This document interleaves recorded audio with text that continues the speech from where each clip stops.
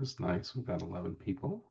Welcome, everyone. We are going to get started in just a minute. We're just going to give one more minute for everyone to get logged in.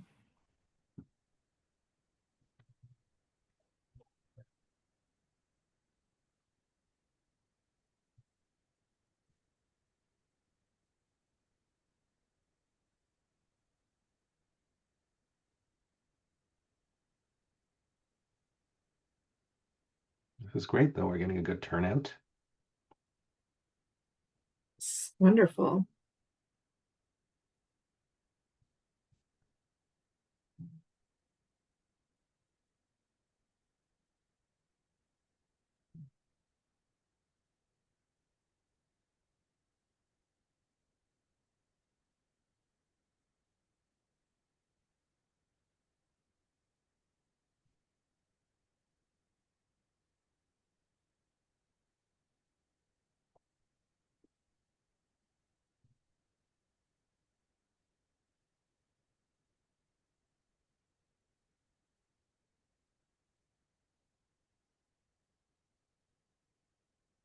So it's now 12:01. Shall we, in the interest of time, get going? Yeah. So the session will be recorded. So if any of you know of any colleagues that are missing the presentation live, we'll make it post it up on our website a little bit later in the week, so that they can catch up on what we talked about. So I'm just going to quickly introduce who's here at the table today, our panelists. We've got Stephanie Kelly and Lindsay Barrow, who are our actual appointed members on our committees as we speak. So they're actually veterans of the process here. And they're here to sort of share their thoughts on what it's like to be an appointed member for the college. From the administration team, we've got Amy Stein, our deputy registrar and legal counsel. And we've got Carolyn Robertson, who you've probably been interacting with when you registered, who's our communications manager. And myself, my name is Fazal Khan, and I'm the registrar here. So I'm just going to queue up my screen for some screen sharing and get our presentation going.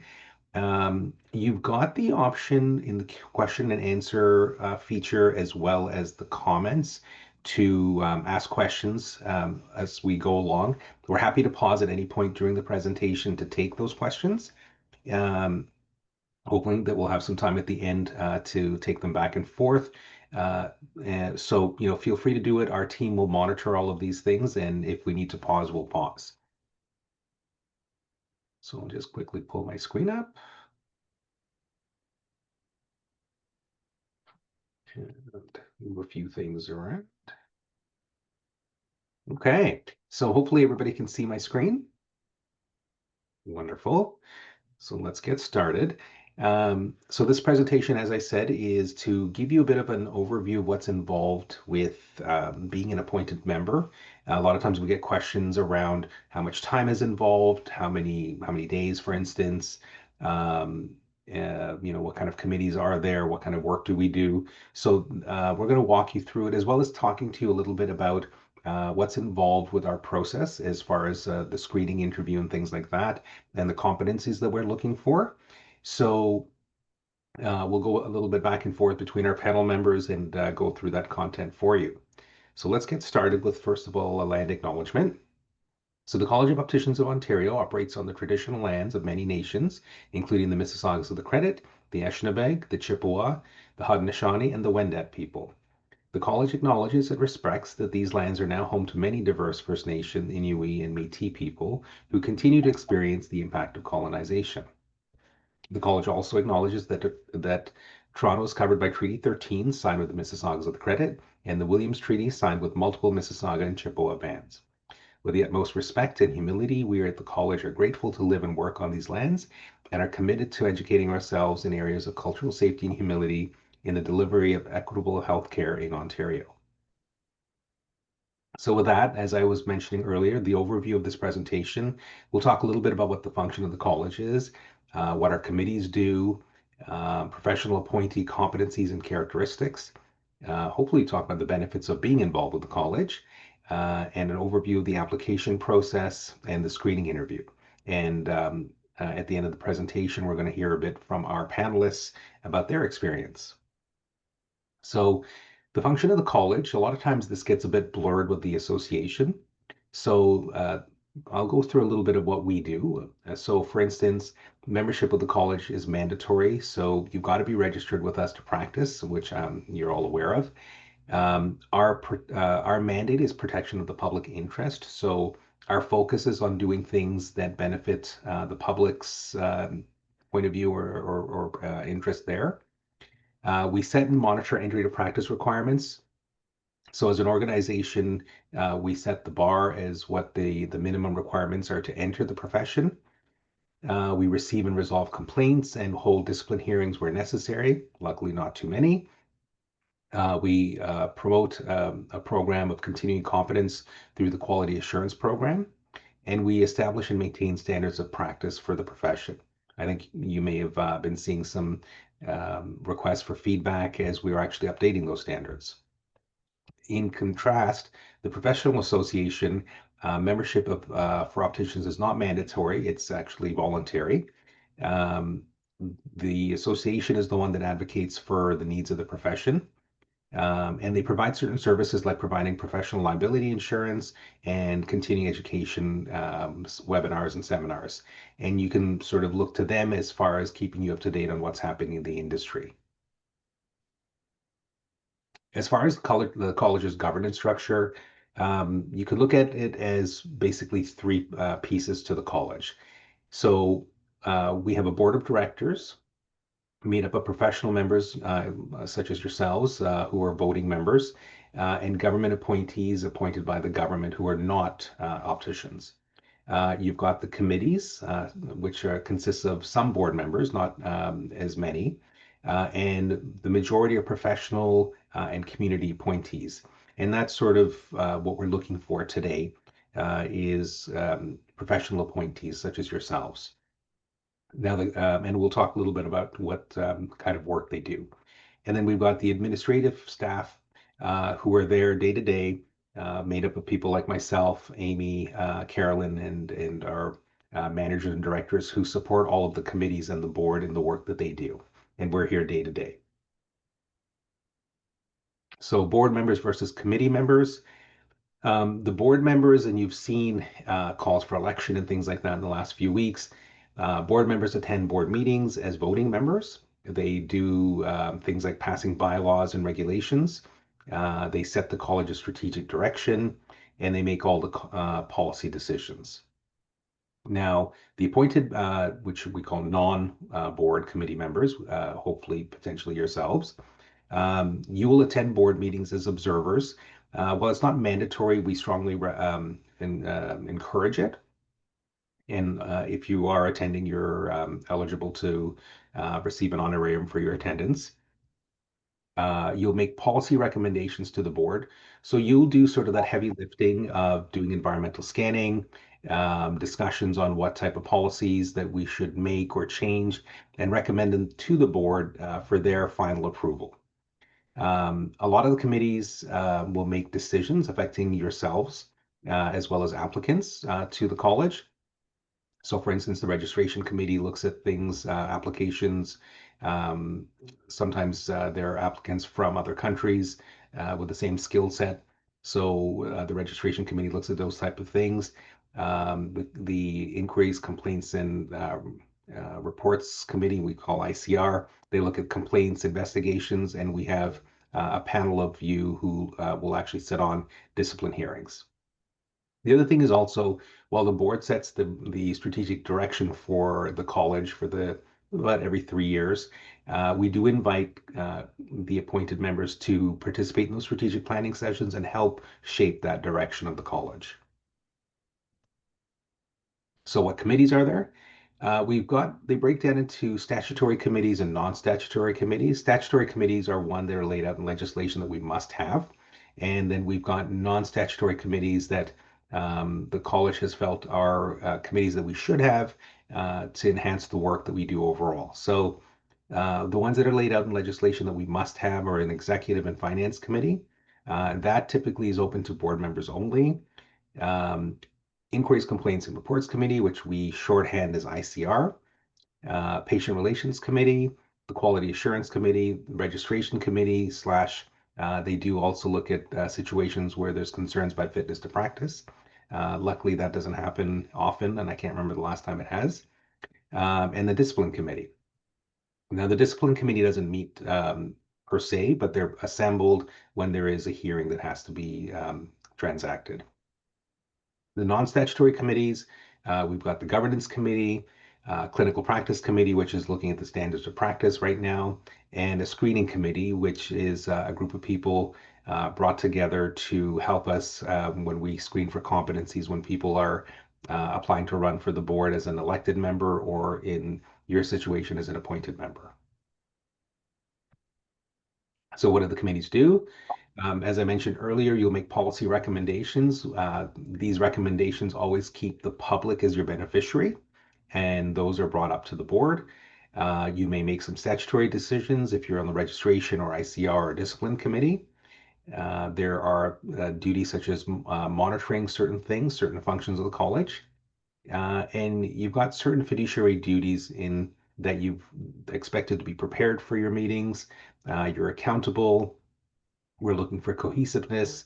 There's an important obligation to keep things confidential where required, and also being forthright with disclosing conflicts of interest as you transact or participate in the committees. So this is a big question that we get asked quite a bit, such as, what's involved with being a member. So nowadays, attending meetings is very much like this, where you're attending via Zoom. And appointed members attend board meetings as observers. Again, as we said, it's not mandatory, but we do recommend it. Um, and so you can expect about 4 to 6 days a year as board meetings, and those are all-day meetings that we do. We do two typically in person and two via Zoom. We have committee meetings that you can expect to be busy between 7 to 15 days a year. A lot of times our committee meetings are half a day, so it's not too much time on Zoom, but at least you're able to, as long as you have a secure place in your office or home, attend meetings like this. Um, we'll do training throughout the year and some strategic planning touch bases. So that might be another 3 to 5 days of the year. So total, you're looking possibly between 14 to 26 days in the year. And most committee meetings require about 1 to 3 hours of pre-reading or preparation. And all those materials are made available to you through a virtual boardroom. Now, continuing with what's involved, meetings are held during regular business hours, so it is important to make sure that you've got the time available in your schedule during the day to participate in these meetings. We try to schedule them well enough in advance that it kind of interacts with hopefully fit it in with your work schedule. As I said, most of these meetings are virtual, so you'll be on Zoom, and from time to time there may be some in-person attendance. Typically, all our committee meetings are via Zoom, and if it isn't in person, it's typically one of our full-day board meetings, which is twice a year. Professional community appointees who reside outside of the GTA can expense things such as meals and travel and accommodations for purposes of attending those meetings. And if you are within the GTA, you're still able to, cover meals and things like that. So we have a full schedule of reimbursements and things like that.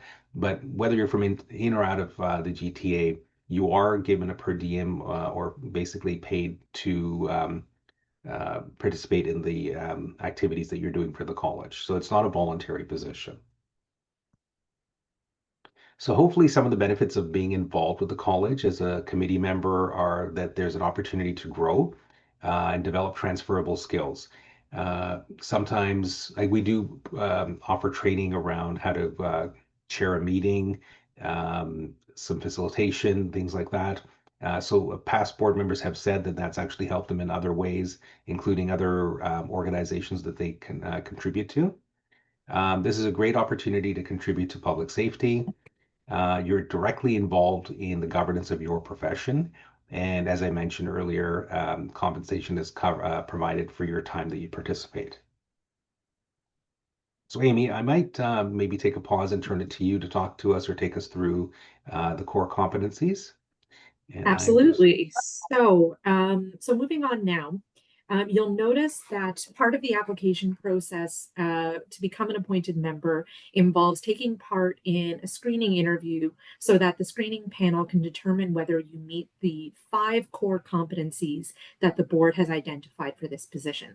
So we thought we'd spend some time in this meeting to take you through what those competencies are all about, how the screening interview works, and some tips and suggestions on how to prepare for that. So I'll start by just outlining what those competencies are, and I'm going to talk about each one in a little bit more detail shortly, but you'll see that there are 5. And these are 5 competencies that are considered behavioral competencies. And that's to distinguish them from, competencies that are directly related to possessing certain, hard skills. You'll notice that what's not on this list are things like prior experience on a board or committee. So the idea here is that these competencies are things that anyone can draw on from any experience that they've had in the course of their personal and professional life. So they are demonstrating passion and a public service orientation, having exemplified integrity, being unbiased and open minded, demonstrating critical judgment and decision making, and collaboration and inclusion. So I'll talk about those a little bit more shortly. So on the next slide, what's the rationale for these competencies? So the rationale comes from one of the board's strategic priorities that was identified in the plan that we currently have in place covering the period of 2023 to 2025. And it falls in a goal around ensuring that the college is demonstrating regulatory leadership through governance excellence. And part of that is making sure that there's diversity, equity, and inclusion integrated within the college's internal structure and decision-making process. So that's where we turn to you as our potential decision makers. The goal of the board is to bring on decision makers that reflect these values, that come from a wide diversity of experience that they can then bring to the decisions that are being made by the college. So what this means for you. So you hopefully are aware that the application deadline for an appointed position is coming up on November the 7th. So in order to apply, we'll ask you to submit an eligibility checklist, a copy of your resume, and a letter of interest. And then we will be reaching out to you to line up a time for scheduling an interview with our screening panel. And those interviews are expected to take place on November 19th. So what is this panel interview? So the panel interview, it's going to be a panel made up of appointed members, but appointed members who are not from the profession. We refer to them as community appointees, and these are individuals who are not opticians, and they're also not board members, and they have been appointed by the board to form a screening panel to review these, to carry out these interviews. The interview usually takes between 20 and 30 minutes, and the interview is focused on those 5 core competencies that I just went over. And the idea is to assess how closely you meet each one of those competencies for the purposes of this position. So let's look at the competencies in a little bit more detail. So the first one is passion and public service oriented. So passion, that's someone who demonstrates outstanding initiative and commitment towards the practice of opticianry. And in my experience in working with opticians for over 8 years now, I know that that is something that I'm commonly seeing from members of this profession.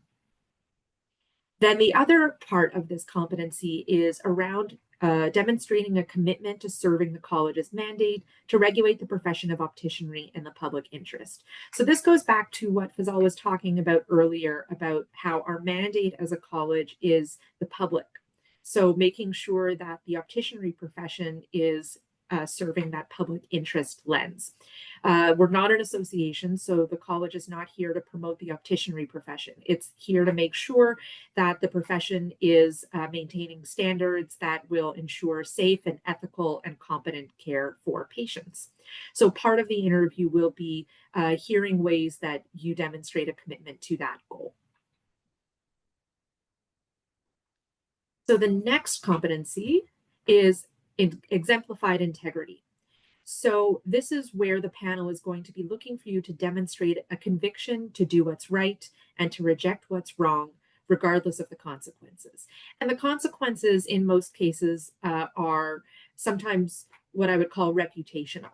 It's sometimes difficult to make a decision that you know that will be unpopular. But integrity is generally considered necessary in order to carry out the college's mandate of making sure that even unpopular decisions are carried forward if they are appropriate in the circumstances to serve that mandate. The next competency is being unbiased and open-minded. Oops, skipped one a little too far. So unbiased and open-minded. So some of the committees, well, all of the committees are going to have you making decisions. Some of them are going to be decisions related to policies that the college has, and some of them are going to be decisions that are going to directly affect case files and things that may impact individuals in their practice. So those decisions might have to do with registration matters. So an application to the college, you may need to make a decision or be called upon to make a decision about whether someone is eligible. You may be called on to make decisions related to complaint investigations or disciplinary matters. Sorry. Okay. Sorry, Amy. We've Yeah. got a question from Max. He's got his hand up. I'm just going to see if he's popping a question into the Yeah, chat. so unfortunately, we can't activate a verbal mechanism for questions. So Max, if you would like to put your question into the Q&A box or the chat, we will, I'll keep going, but we're gonna keep an eye out for that and make sure we get to that. I'm just gonna go back to that slide now. All right, so, oops, okay. So because of the nature of the kinds of decisions that you're going to be asked to make, one of the important qualities in an appointed committee member is that you demonstrate your willingness to be unbiased and open-minded. So coming to a decision without having already made that decision, that you're going to listen to your colleagues and think critically about what the outcome should be in order that you are considering all of the information that's been presented to you. And one note here in this category is around proactively reflecting on the impact of unconscious biases in your situations. So I'm just going to explain a little bit about unconscious bias here. So unconscious bias are those things that all of us demonstrate sometimes, things that we're not aware of that might be impacting how we're looking at a particular situation. So for example, our life experience is always going to lead to a certain set of unconscious biases. So it's important that candidates for appointed positions think about how they make an effort to overcome those kinds of influences on the decisions that they're making. All right, so it looks like Max's issue was resolved, so we'll just keep going. Right, so the fourth competency is critical judgment and decision making. So that there's a lot of sort of connection to the previous competency around your role as decision makers. And it's someone who makes good decisions based on a combination of analysis, wisdom, experience, and sound judgment, and comfortably deals with concepts and complexity, looks beyond the obvious to avoid groupthink. So it means sometimes questioning the information in front of you, sometimes questioning the direction that all of your colleagues seem to be going in if you think that's necessary in the circumstances. And we also provide training on how to do that in a way that is professional and collegial, because it doesn't mean necessarily attacking someone in an open conversation. It's doing that in a respectful way. And finally, the last competency is collaboration and inclusion. So this is around demonstrating an open mindset, listening without judgment, and embracing diversity of others and of thought, and then seeking to understand and build on the strength of others.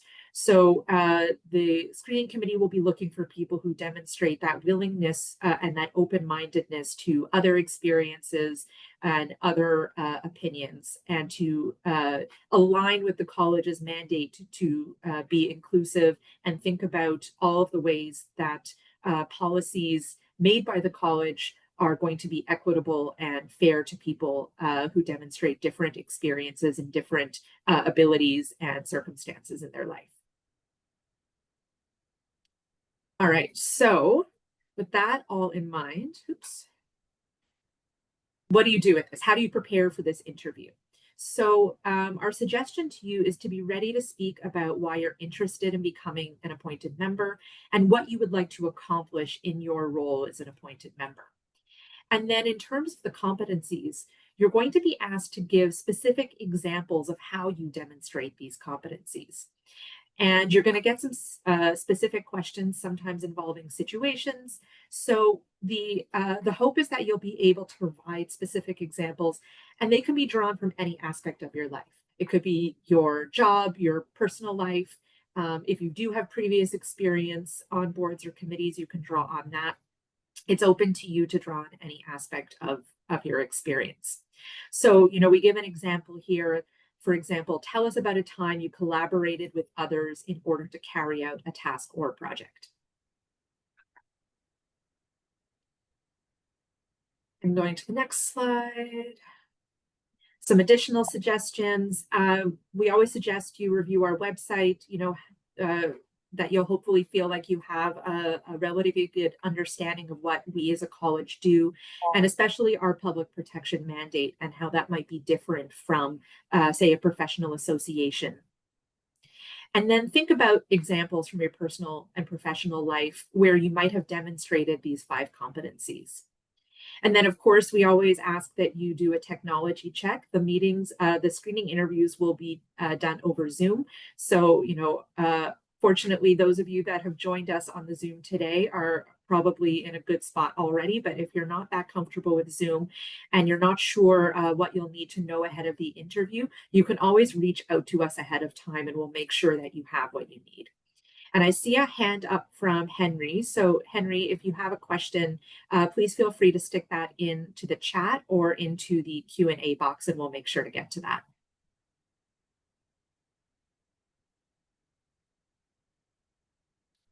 Oops, all right. So I think we're going to move on to our panel discussion now.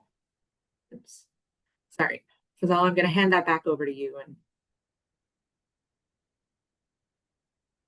you're on mute. So sorry. I'm just going to get the slide panel, slide deck put back up.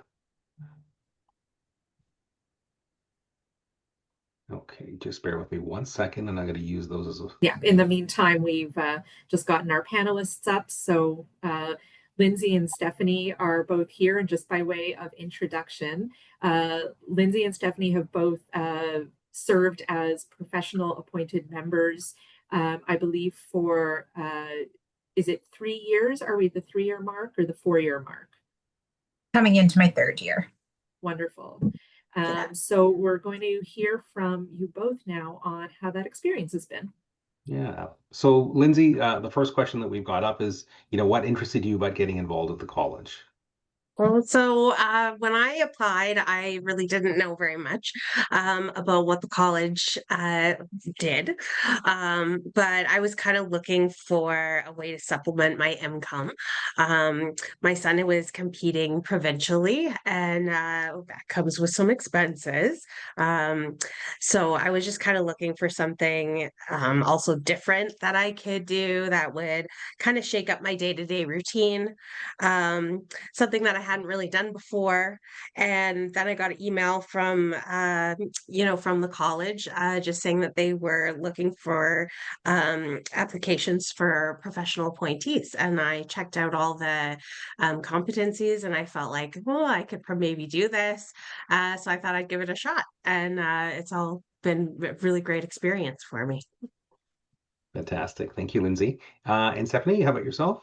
That was awesome. I didn't know that about you, Lindsay. So thank you for sharing.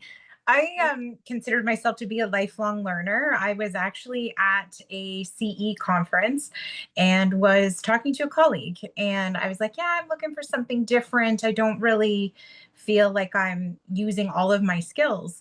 And it was that conversation, and we were sitting. It was at the end of a CE credit that he actually took me over to the staff, the table that was part of the trade show booth. It was at that exact meeting that I exchanged cards with Amy. And we had a brief discussion, and then I started digging into the website itself. Understanding what the role would be. I always had a curiosity as a registrant, and I really, like Lindsay, didn't know what the college did. So after diving into it and seeing the appeal for the need for membership, I thought this might be something where I could leverage my skill set and maybe learn something else. So applied, went through the process of the interview, and it's been incredible. I can't believe that it's been 3 years already. Thanks, Stephanie. Yeah, time has flown by. Yeah. Okay, and while you're there, I thought maybe can you maybe share about what committees have you sat on and maybe hopefully what you've enjoyed about sitting on those committees? Sure. Clinical practice and registration are the two that I've consistently sat on both my first and second term, and potentially a third time. Clinical practice, um, it is and remains relative to my industry experience. I had served patients forward facing for 29 years, and I took a promotion, and I was actually missing customer service. So that surprised me, and it made me dig a little deeper into my own growth professionally and personally. And I was naturally very able to consider myself in both the provider and the patient. I was relating to all of my experience and drawing from that. And it's been incredible just to see how meetings flow, the amount of work that goes into the committee discussions, working with others. And I would say that I've probably become a better listener. I listen to understand versus listen to respond, and that's been incredible for me. And most recently on clinical practice, I've moved to vice chair, so another expansion of my learning or potential. And then registration definitely has given me a far deeper understanding of practice guidelines, pathways to licensure, and just the incredible work that the staff, the committee, and the boards all do to really, excuse me, ensure that opticians remain regulated healthcare professionals, and that's important to me. The insight has allowed me to grow further in my role, but it's motivating me to continually learn, and it leads to more questions, and it really entertains my curiosity mindset. I think it's an amazing role. I felt like it's been an amazing role, and it's something that really, if you're not sure of the work that goes behind decision making, joining any of the committees is very valuable. Thanks, Stephanie. I love your distinction between listening to learn and listening to respond. Yes. I'll bring up the next question. And Lindsay, maybe I'll start with you. What type of training have you received and hopefully enjoyed, and how may have that developed other skills for your job? So I have received leadership training. I've also received training on how to chair a meeting. I have received discipline hearing training. So that's all about kind of what happens during a hearing, what your rights are, what everything that kind of goes into it, how to look at a situation in an unbiased way. That's a big thing. Um, Also diversity training. We've had a couple of diversity trainings, and I have also had diversity training at work, my day job kind of thing as well. But I really feel like I have kind of grown and understood more about what kind of diversity, equity, and inclusion really means to everybody, and how I've always felt like I've been, unbiased, and I have been able to recognize things in myself that I didn't realize were there before, and have been able to kind of work to change that. We've also done some communication training and exercises, and some cybersecurity training. So this has really been helpful for my role at the college, but also in my own like day-to-day life, both personally and professionally. Wonderful. Thank you. Stephanie, can I turn that to you? Yeah, absolutely. Echoing Lindsay 100%. I think we were in some of this exact same meetings, but very fortunate to have been afforded so many opportunities here, and something that you can use for your professional development. So, DEI trainings around cultural humility, specifically for me personally, I have thoroughly enjoyed anything around reconciliation and serving our Indigenous communities. That has been very eye-opening. Something that I think we can always improve upon. Cybersecurity, like Lindsay, it has definitely made me take stock and be more alert professionally, personally. AI is here to stay. The more we know, the better. I've gotten caught in a couple of phishing scams, and I've been able to rely and go back to those trainings to report them to the right departments and shut it down. Facilitation First hosted an amazing day of learnings whereby I received a certificate for being facilitative chair.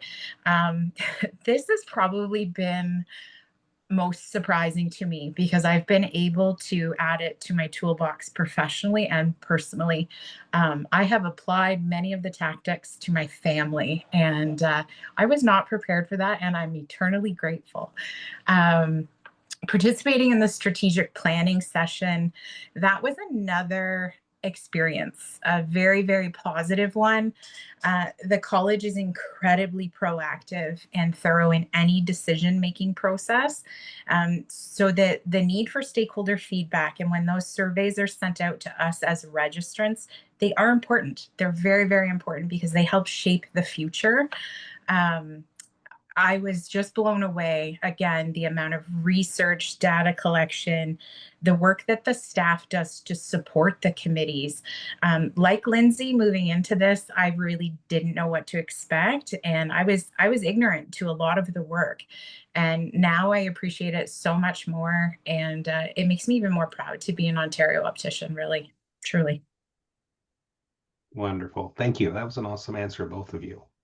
And I think we're getting close to the end of our questions, but what benefits have you experienced by being involved in the committees? I think, Stephanie, you covered a few, but maybe Yeah. you could just highlight a couple of them. I know you talked about. Um, Anytime you can expand your network, the diversity within the group, just really being open. The benefits just overlap, and they keep coming forward, from my own cyber protection. From having a bank be compromised and being able to recognize that, to just really expanding my knowledge. When you think, okay, I've done all the things that I can in my career, you really haven't. There's a lot more to learn, and the benefits, they just keep coming. Getting to be part of a webinar like this. Wonderful. Thank you. And Lindsay, can I turn that to you? For sure. So besides getting paid for my time, and getting all of the free training that comes along with doing this, I also have really enjoyed, like kind of what Stephanie was saying, like with networking and meeting all of the people who are involved within the college. I love going to the in-person board meetings. It's a really great experience for me. We get a little getaway kind of from the everyday, and being able to kind of listen and participate and be up to date with what's kind of going on at the college. It also has been able, like, given me a much better understanding and appreciation for what the college does and why it's important. So one of the things too is that keeping, making sure that we like what protecting the public really means I've really learned a lot about that. Making sure that we are, professionally respected, people, and that, we're making sure that the people who hold the, optician positions are, competent and confident in what they do. And, being able to see that from, the public's view, has really kind of helped me appreciate the value of my my job, every day. So I really, appreciate that as well. Thank you, Lindsay. You know what? Actually, this will be kind of valuable. Lindsay, since you're there, can I get you to Yeah. give any advice on preparing for the panel interview? Sure. I have two things. One is, try not to overthink the questions. Like that, and they're really looking for short, concise answers. So I tend to like to include a lot of detail in what I talk about, and that is not what they're looking like. You have to try to trim it down. So try to think of like, you know, being able to present the answer to the question in a few sentences as opposed to like a long story. The other thing is that this is really not the panel screening interview is not really for you asking questions. It's for the panel to get to know you. So if you do have questions, I would suggest like reaching out to the college kind of outside of the panel interview instead of during the panel interview. I did ask questions during the panel interview and later kind of felt like, oh, this wasn't really what I had expected. So yeah, those are the two kind of things I have. Okay, and Stephanie? That's awesome. I think it's really important to just be yourself, be authentic. You're already a professional. You have an opportunity to join a regulatory college and offer your advice, and really reiterate that why you want to join. And to Lindsay's point, be thoughtful in your answers and keep them concise, and be proud of being an optician. Yeah, for sure. The panel interviews are not supposed to be any sort of trick situations or anything like that. As Amy had kind of spoken about earlier in the presentation, it's to see that you meet the core competencies, which if you go to our website, that information is there about those competencies. Um, but yeah, like, as Lindsay said, we're happy at the college if you want to reach out to myself, Carolyn, or Amy. If you have any questions about it, we're happy to do it. It's not a trick situation. We want you to be prepared. We're always looking for fresh faces to share their points of view and their life experience and things like that. So please do reach out. Now, I know a couple of people had mentioned they had a question and raised a hand. Because of the limitations of the webinar format, we are looking for you to put your questions into the chat box or question box. So we've got some time for that. A couple of minutes left on the clock, I think. So are there any questions, whether of any of the staff or our panelists? And while folks get that in, I will make one last tip about the panel interviews. You are going to join a Zoom that has what may seem like a lot of people on it. Don't be alarmed. What you should expect during the panel interview are 3 panelists, and then there are some support people who will be on the call. So there's an external consultant that is there to monitor and might chime in with some questions. And then there are some college staff members to be in the background, making sure that things are running smoothly and to answer any administrative questions that you might have. So by all means, even though Lindsay said that's not the primary way to ask those questions, you absolutely can. And that's why we have someone on the interview to be able to answer that for you. So that's just wanted to make sure you knew to expect that, so that you're not surprised if you join the interview. So, Amy, we do have a question. It says, asking, could you please confirm if eligibility of inactive members to apply has been addressed? Oh, that's a good question. So I'm just going to double check because I know this has been addressed, but I don't want to give you the wrong answer in the moment. So if you'll bear with me, It's but pretty new territory with the yeah, inactive. this is kind of the first year where this has come up. So I'm 99% sure of the answer. I just want to make sure I give you the right one. So yeah, so you need to inactive members are unfortunately not eligible for appointed positions. The reason for that, the board really thought about this because we know that people go inactive for a whole variety of reasons. And sometimes that's a temporary thing. And sometimes it even opens up more time for people to participate in work like sitting on committees. But ultimately, the board felt that really there was a value in active members being the ones to make these important decisions that are impacting other active opticians. So ultimately, they decided to keep it to only those that are holding a registered optician certificate and are practicing. Thank you. And we've got another one. Will there be a recording available? Yes, there will be a recording available. Something popped up in the Q&A box. Super specific question from Max. Would people who already work for the college be considered ineligible? Yes, so you can't hold another position with the college. So, for example, peer assessors or people who do other work sort of on behalf of the college, even indirectly as examiners, are not eligible to sit on committees. So it's if you're no longer doing the other position, you can certainly apply though. There just can't be overlap between the two. Perfect. Great questions. Hitting at 12:45. I still want to make sure we cover anything that you have. I don't see anything popping up in either of the two boxes. I do want to put out there again that we are open for questions all the time. So please do reach out to the college. I think many of you have been in contact with Carolyn in registering for this event and things. So maybe reach out to her. Myself and Amy, our email addresses are basically our first initial and our last name. Thank you, Amy, for putting that in there. You get involved at collegeofopticians.ca. So I guess that's the dedicated mailbox. But yeah, we would love to take questions. Amy had highlighted two of those important dates that are coming up.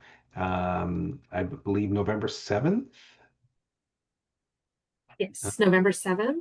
The I'm putting these in the application chat as deadline. well. And the screening interviews are November 19th. So, wonderful turnout. Thank you for participating in learning more about this. You can probably also count this as self-directed education in your portfolio. So I believe, Absolutely. we've done about 45 minutes here. So thank you all for attending. Please do reach out and hopefully we'll see you applying. Thanks to our panelists and giving up your time over lunch and participating and sharing your views. I think that was really motivating and encouraging. So thank you for that. All right. Take care, everybody. Bye. Bye, Thanks, everyone. everyone.